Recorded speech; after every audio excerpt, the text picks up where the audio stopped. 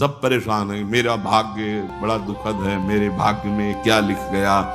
जैसे लोग चल पूरा जीवन हो गया दुख भोगते हुए। ये गोस्वामी जी कहते, तुम मेरी बात पर विश्वास करो, इसी विश्वास से प्रेम प्रकट हो जाएगा। यदि तुमने नाम जप रूपी यज्ञ शुरू कर दी तो तुम्हारे जो भाग्य में लिखे हुए अंक है ना, दुख देने वाले, महान संकट, विपत्ति, पराजय, हम बहुत प्रयास करते हैं लेकिन सफल नहीं हो पाते। हम ऐसा, तुम्हारा प्रयास ही क्या है? असत प्रयास। कहीं गंदे जल से हाथ तुम पवित्र कर सकते हो क्या? असत प्रयास से असत कर्मों को काटकर उन्नति को प्राप्त हो सकते हो क्या? नहीं। तो सत प्रयास करो। क्या सत प्रयास? बोले राम नाम जप जाग, जप यज्ञ, नाम जो हमारे प्रभु का नाम है, आप उसे क्या होगा? बोले तुम्हारे पहला काम करेगा, भाग्य पलटेगा तुम्हारे। जो तुम्हारा भाग्य बन चुका है ना, महान दुख भोगना, बार बार क्लेश, शांति, ये नाम जब तुम्हें प्रदान करेगा। किए होई विधि दाहिनो दे अभागे ही भाग। जो हमारे प्रतिकूल सब कुछ है ना, वो सब दाहिने अनुकूल हो जाएगा, केवल नाम जप करके देख लो। ऐसे भाग्यवान बन जाओगे कि तुम जिसे देख लोगे, छू दोगे, उसके वाम भाव सब नष्ट हो जाएंगे। धर्म विपरीत आचरण, धर्म विपरीत भाव नष्ट हो जाएंगे। जल थल नभ गति अमित यति, अग जग जीव अनेक, तुलसी तो से दीन कहां, राम नाम गति एक। चराचर जीव असंख्य है, सबकी अलग अलग चाहत है, गति है। किसी की जल में बहुत गति है। अब तैरना नहीं आता तो आपका शरीर पूरा हो जाएगा जल में, लेकिन मछली, कछुआ, मगरमच्छ, इनकी तो गति है, उसी में आनंदित रहते हैं। किसी की पृथ्वी में गति है, किसी की आकाश में गति है, पर मेरे जैसे की गति तो एकमात्र केवल नाम गति है। समझो, भाव कह रहे हैं कि जैसे जलचर जीव जल में ही केवल सुखी रहता है, थलचर थल में, वायु वाला वायु में, तुलसी का सुख क्षेत्र तो केवल नाम है, नाम। श्री हरिवंश नाम नित कहो, नाम प्रताप नाम फल लहो, नाम हमारी गति सदा। रसना सापिनी बदन बिल, जे न जपहि हरि नाम, तुलसी प्रेम न राम सो, ताहि विधाता बाम। ये सांप की जीभ की तरह लप लप लप लप, ये खा लूं, ये बोल लूं, ये प्रपंच कर लूं, ये सर्पणी के समान जीव है। और ये शरीर, ये मुख एक बिल के समान है। यदि तुमने अपनी जिह्वा से हरिनाम जप नहीं किया तो जितनी अनुकूलता लिखी भी है वो सब प्रतिकूलता में बदल जाएगी। आपको लगेगा कि ये कैसी बात, नाम न जपे तो हमारे भाग्य से जो अनुकूलता लिखी वो भी प्रतिकूलता हो जाए। हाँ, हो जाएगी। भगवत विमुख की प्रत्येक अनुकूलता प्रतिकूलता से भी भयानक दुख देने वाली होती है, और भगवत सन्मुख की प्रत्येक प्रतिकूलता करोड़ों अनुकूलताओं से भी बढ़कर सुख देने वाली होती है।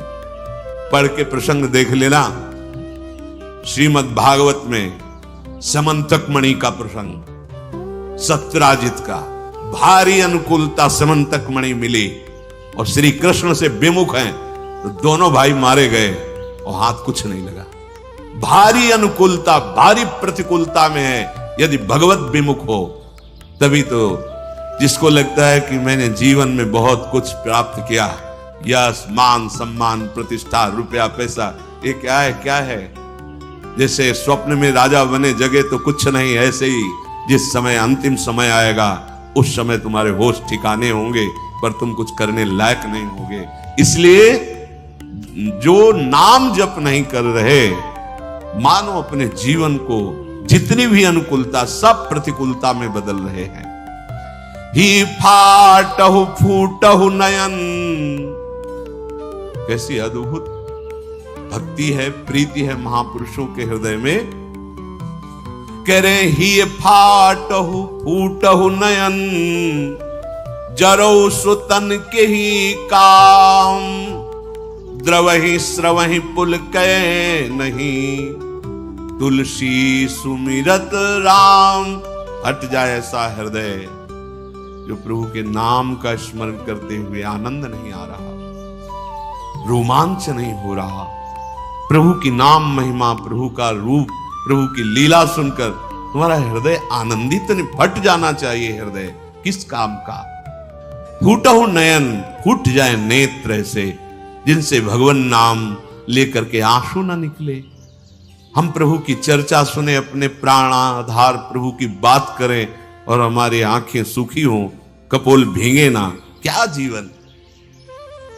ही फाटहु फूटहु नयन, रसना कटो जो अनरटो, निरख यानी फुटो नयन। हे भूलो मत, जीवन की सार्थकता राम ही सुमिरत रणभिरत देत परत गुरु पाए, तुलसी जिनई न पुलक तनु ते जग जीवित जाए। यदि एकांत में बैठकर अपने प्रियालाल का स्मरण करते हुए पुलकावली नहीं आती, जैसे काम ही नारी प्यार जिम लोभी जिम प्रिय दाम। कामी पुरुष एकांत में बैठकर जब उसका चिंतन होता है तो सामने कामिनी का रूप होता है और अपने उसी चिंतन में पुलकित हो रहा है। ऐसा ही प्रेम हमें प्रभु से हो जाए। जैसे एक लोभी पुरुष, धनी जो कंजूस स्वभाव का है, अपने धन का चिंतन करके बड़ा सुख अनुभव करता है। इतना बैंक बैलेंस, इतना और जोड़ लेंगे, इतना, कम से कम इतना हमें नाम में प्रेम हो जाए। गोस्वामी जी कह रहे, जो गुरुदेव भगवान को प्रणाम करते समय, प्रभु का नाम सुमिरन करते समय और दूसरे की सेवा का अवसर आने के समय उत्साहित नहीं हो जाते हैं, एक प्रफुल्लता, अहो भाग्य, गुरु चरणों में प्रणत होने का सौभाग्य, अहो भाग्य, आज इस बीमार शरीर की सेवा करने का सौभाग्य, अहो भाग्य, आज हमें भगवत यश गाने का सौभाग्य, नाम कीर्तन करने का सौभाग्य। बोले जिनके ऐसे समय में पुलकावली नहीं आती, आनंद नहीं आता, तो धिक्कार है उनके जीवन को, वे जीवित मृत के समान है। नाम जीवे दया, नामे रुचि और वैष्णव सेवा। ये जो वैष्णव सेवा है, इसको हम इस भाव में ले लेते हैं कि खिला पिला दिया या वस्त्र दे दिया तो ये वैष्णव सेवा हो गई। ये एक बाह्य सेवा का अंग है, इसे पूर्ण सेवा नहीं कहते। जैसे वैष्णव सेवा तो एक दो ऐसे भगत की, फिर हम एक दिन रोज एक संत का बना के दे, ये बाह्य सेवा है। अच्छा है, करो, भगवान तुम्हें दिए हैं तो ऐसा, बका पूर्ण सेवा इसे नहीं कहते। पूर्ण सेवा, ध्यान से सुनिए, पूर्ण सेवा होती है जब हम किसी भी संत महापुरुष की आज्ञा के अनुसार अपने जीवन को चलाते हैं। अगर हमारा संग अच्छा, वो संग केवल मनुष्य शरीर का ही नहीं, वो वस्तु का हो सकता है, वो स्थान का हो सकता है, खान पान का हो सकता है, साहित्य का हो सकता है, दृश्य का हो सकता है, इंद्रियों का हो सकता है, अच्छा या बुरा संग। वैष्णव सेवा का तात्पर्य है किसी एक महापुरुष के वचनों को अपने जीवन का आदर्श मानकर इन सब संगों का त्याग कर दे, उसे सत्संग कहते हैं। क्या संग? वस्तु, खान पान, स्थान, साहित्य, दृश्य, इंद्रिय चेष्टा, जो हमें प्रभु से विमुख कर दे, वो वस्तु, वो खान पान, वो दृश्य, वो साहित्य, वो संग, वो स्थान, वो बुरा है, वो असत संग है, वो कोई भी हो, किसी भी वेश में हो। बहुत ध्यान से देखना, वैष्णव सेवा का तात्पर्य है किसी भी महापुरुष के, उसके वचनों के अनुसार, क्योंकि हम सबके वचन तो एक साथ पालन नहीं कर सकते, तो किसी एक महापुरुष को अपना आदर्श प्रत्येक उपासक मानता है। एक जीवन में आदर्श महापुरुष होते हैं। जैसे सन्यास मार्ग में चले तो पूज्यपाद सिउड़िया बाबा जी, सबकी सुनना है, पर साथ में जैसे औषधि रखी जाती है, ऐसे पूज्यपाद उड़िया बाबा के उपदेश नामक ग्रंथ जीवन में साथ रहा है। ब्रह्मचर्य से लेकर सन्यास मार्ग तक जीवन, कहीं भी तो वो तत्काल सिद्धांत उसको सामने नहीं, गलत, बाबा ने सब बाबा के वचनों। और जब भक्ति मार्ग में कदम उठा तो पूज्य भाई से ही श्री हनुमान प्रसाद पोद्दार जी महाराज, आदर्श, एक भी शब्द का आज तक कोई संशय नहीं। भाई जी के वचन पूज्य पादुड़िया बाबा, और जब नित्य विहार रस तो पूज्य सदगुरुदेव भगवान। एक भी आचरण, एक भी सेकंड के लिए विश्ववर संग्रह, कहीं कोई शास्त्र प्रतिकूल आचरण नहीं। मेरे गुरुदेव हैं इसलिए कह रहा हूं, ऐसा नहीं। भगवत कृपा से बचपन से बड़े बड़े संतों का संग हुआ। नित्य विहार रस की उपासना की सर्वोपरि ऊंचाई पर पहुंचे हुए महापुरुष, और एक सेकंड के लिए कभी शास्त्र से विपरीत आचरण नहीं देखा। सदगुरुदेव भगवान परम मकिंचन प्रिय हरि के रे, सहचर्य भाव में स्थित महा। तो कोई न कोई महापुरुष अपने जीवन का आदर्श होता है। सबसे बड़ी वैष्णव सेवा किसी भी महापुरुष को अपने जीवन का आदर्श बनाकर उनकी आज्ञा के अनुसार चलना। इस कसौटी पर कस के देखिए आप, तब वैष्णव सेवा मानी जाएगी। कोई भी स्थान, खान पान, साहित्य, दृश्य, इंद्रियों की चेष्टा, जो मुझे किसी भी आदर्श जिसको हमने माना है महापुरुष, उसके विपरीत ले जाए, वो सब कुसंग। चाहे वो वस्तु, व्यक्ति, स्थान, ग्रंथ, पंथ, कुछ भी हो, जो आदेश मिला है गुरुजनों उसके अनुसार, जिस वस्तु के सेवन से, जिस व्यक्ति के संग से, जिसके पढ़ने से, जिसके देखने से, जिससे व्यवहार करने से हमें प्रभु की याद बढ़ रही है और अपने आदर्श महापुरुष की आज्ञा पालन हो रही है, बस ये हमारा सत्संग हो रहा है, ये हमारा साधु संग हो रहा है। तुलसी सो सब भांति परम हित, पूज्य प्राण ते प्यारो, जासो होए स्नेह राम पद, ये तो मतो हमारो। मीरा जी के लिए ये गोस्वामी जी, तुलसीदास जी ने बहुत ध्यान देने योग्य बात है। तुलसी सो वो वस्तु, वो व्यक्ति, वो स्थान, वो दृश्य, वो साहित्य, वो संग, वो व्यवहार। तुलसी सो सब भांति परम हित, पूज्य प्राण ते प्यारो, जासो होए स्नेह राम पद, ये तो बतो। जिस वस्तु के सेवन से, जिसके संग से, जिसके पठन से हमें प्रभु से प्यार हो जाए, स्नेह राम पद, ये तो यही सबसे बड़ा संग। हम कुसंग का मतलब केवल व्यक्ति का संग समझते हैं, नहीं, हर वस्तु, व्यक्ति, स्थान, वो जिसके संग से हमारे प्रभु प्रीति टूटे, प्रभु का स्मरण छूटे, हमारे गुरुजनों का आदर्श छूटे, जो हमें आज्ञा करी, वो कुसंग है, उसका सर्वतो भाव त्याग कर देना चाहिए। यदि बड़े से बड़ा अपमान, बहुत ध्यान देना, बहुत अमृतमयी बात है, बड़े से बड़ा अपमान, बड़े से बड़ा दुख तुम्हें भगवान की याद में डुबो दिया, तो धन्य है वो अपमान और धन्य है वो दुख, और धिक्कार है उस सम्मान और सुख को जिसने भगवान की विस्मृति करा दी। बात पकड़ो। तुलसी सो सब भांति परम हित, पूज्य प्राण ते प्यारो, वही प्राणों से प्यारा। मनो भयानक दुख है, लेकिन राधा राधा राधा तो बलिहार है इस दुख की, जो राधा राधा रटा रहा है। बलिहार है उस तिरस्कार, अपमान, निंदा की, जिसने मुझे भगवान का मार्ग दे दिया। और धिक्कार है उस सम्मान और दुलार और उस प्यार को जिसने प्रभु से विमुख करके भोगों में फंसा दिया। बात को समझो। साधु सेवा या गुरु सेवा या वैष्णव सेवा का अर्थ क्या है? उनकी आज्ञा पर चलना, और उनकी आज्ञा से हमें कोई गिरा दे, वो कोई भी हो। आप कहां सतबार महेशु तजो न नारद कर उपदेशु। यह है साधु सेवा, यह है वैष्णव सेवा। यदि बड़ा से बड़ा दुख हमें हमारे प्रभु हरि के चरणों में बैठाल दे तो इससे बड़ा सुख क्या हो सकता है। और सच्ची मानो, ये दुख ही एक औषधि ऐसी है जो एक रास्ता खोलती है हरि का, लेकिन माया ऐसे बंद रखती है और इधर ही भटकाती। जब हर जगह ठोकर मिलती है तब उसे अपने उस यार की याद आती, कोई है जो अहतुकी प्यार करने वाला है। तो कौन है?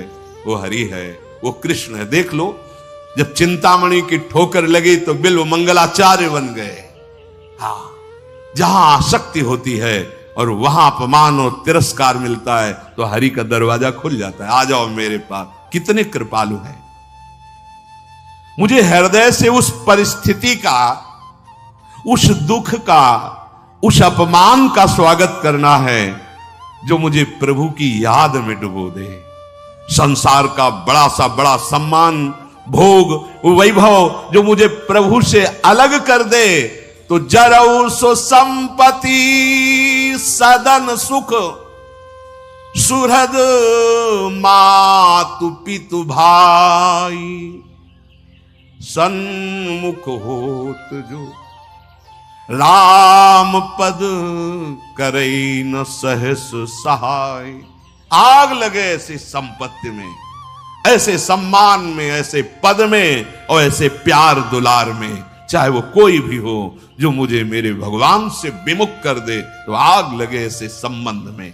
जरऊ सो संपत्ति सदन सुख, भारी से भारी संपत्ति, भारी से भारी गृह सुख और सुहृद मातु पितु भाई।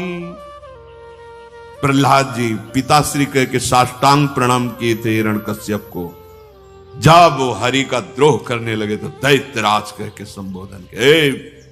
दैत्यराज, बिल्कुल भय नहीं। और चरणों में मस्तक रखने वाले भरत जी ने उन्हीं माता कैकेयी को जब देखा कि हमारे प्राणाराध्य भगवान राम के 14 वर्ष वनवास का वरदान मांगा और मुझे राज्य, तो कहा पापिनी आज के बाद तेरा मुख नहीं देखेंगे। प्रणाम करके पैर छूकर सभा में बैठते थे विभीषण जी। जब राम द्रोही देखा, चल पड़े, अब तेरा विनाश निश्चित है। और ललकार करके समरांगण में युद्ध किया। रामादल की तरफ से रावण से युद्ध किया कि नीच पापी, ऐसे शब्दों का संबोधन किया जो विश्व प्रतापी रावण विभीषण जी ने। परम पूज्य गुरुदेव का पद होता है। जब वामन भगवान के समर्पण के लिए रोक दिया तो गुरुदेव की बात छोड़ दी और भगवान की बात को तजु पिता प्रहलाद विभीषण बंधु भरत महातारी गुरु बल तजु कंत ब्रज बनितन भी मुद मंगल जरऊ सो संपत्ति सदन। इस बात को अंदर समझो। वो विपत्ति गले लगाने लायक है जिसमें याद आवे राधा राधा राधा। अब तो आपके सिवा कोई नहीं रहा। बलिहारी है उस परिस्थिति की और उस विपत्ति की जिन्हें मुझे प्रियाजू का बना दिया, जिसने मुझे राधा नाम रटने का सौभाग्य प्रदान किया। और धिक्कार है उस सुख को, उस भोग को, उस पद को, उस सुहृद संबंधियों को जिनसे मैं भगवान से विमुख हो जाऊं, भगवत विस्मरण हो जाए, जो प्रभु से अलग कर दे। जरऊ सो संपत्ति सदन सुख सुहृद मातु पितु भाई सन्मुख होत जो राम पद करे न सहस सहाय। वो सब सुख आग लगाने लायक हैं जो हमें प्रभु से विमुख कर दे। इसलिए साधु संग या वैष्णव सेवा का स्वरूप यही कि हम उनकी आज्ञा के अनुसार अपने जीवन को इस कसौटी पर कसते रहें कि किस वस्तु व्यक्ति स्थान के संग से प्रभु का विस्मरण होता है, किस वस्तु व्यक्ति स्थान के संग से प्रभु का स्मरण होता है। जिससे विस्मरण होता है वो कुसंग, और जिसमें स्मरण होता है उसे सत्संग। आज के सत्संग का सार, जैसे प्रिया प्रीतम का परस्पर कभी वियोग नहीं होता, प्रिया प्रीतम वृंदावन का वियोग नहीं होता, ऐसे ही हमारा कभी प्रिया प्रीतम और वृंदावन से वियोग नहीं हो सकता यदि हम किसी से द्वेष ना करें, किसी के दोषों का वर्णन न करें, क्योंकि पर दोष दर्शन, पर निंदा यही हमें प्रभु से विमुख करती है। और सबसे जीवन का परम लाभ हम किसी महापुरुष के वचनों पे अपने जीवन को कसौटी पे रख ले।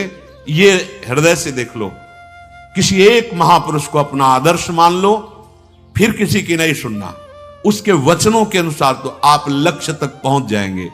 क्योंकि देखा गया कि बड़ी कठोर साधना करने पर भी अहम सुरक्षित रहा। अहम सुरक्षित तो देह भाव सुरक्षित, देह भाव सुरक्षित तो हर विकार सुरक्षित। तभी समझ में आया कि रसिक गुरुदेव की कृपा से जो अहम गलित होता है वो किसी साधना से नहीं। अहम गलित हुआ तो देह भाव मिटा, देह भाव मिटा तो सारे विकारों की गुंजाइश ही नहीं रह गई, क्योंकि अहम के ही देह भाव के महल में ही ये सारे विकार रहते हैं। वो निर्विकार स्थिति, वो दैन्यता, वो सहजता, वो कृपालुता, वो दयालुता आराध्य देव की रसिकों में होती है और रसिकों से उनके शरणागतों में उतरती है। इसलिए निशिवासर करी तिनकी सेवा, तन मन की तपन मिटइये। तन की और मन की। तन बड़ा स्वस्थ है, खूब सुख सामग्री है, पर मन असंतोषी है, पापाचरण का संकल्प करने वाला है, भगवद विमुख चिंतन करने वाला है। वो हर समय जलता रहेगा। व्यर्थ की सोच, समय को नष्ट करना, संकल्प विकल्प करके गंदी बातों का चिंतन करना, मानो दुख का बीज बोना है। अब मन या तो प्रभु में लगेगा या जगत में लगेगा, जगत में लगेगा तो भोगों में लगेगा, भोगों में लगेगा तो पाप बुद्धि होगी, पाप बुद्धि होगी तो दुर्गति, दुख, विपत्ति, संकट, एक क्रम है। हमारा मन प्रभु में लगा हो और तन में गलित कुष्ठ हो, कीड़ा पड़ गए हो, तो भी कोई फर्क नहीं पड़ता। मान लीजिए, अभी मान लीजिए आपका शरीर स्वस्थ है तो मन को प्रभु में लगाने का अवसर है। आप बहुत कृपा पात्र हैं प्रियालाल के, उनकी कृपा को ठुकराइए नहीं।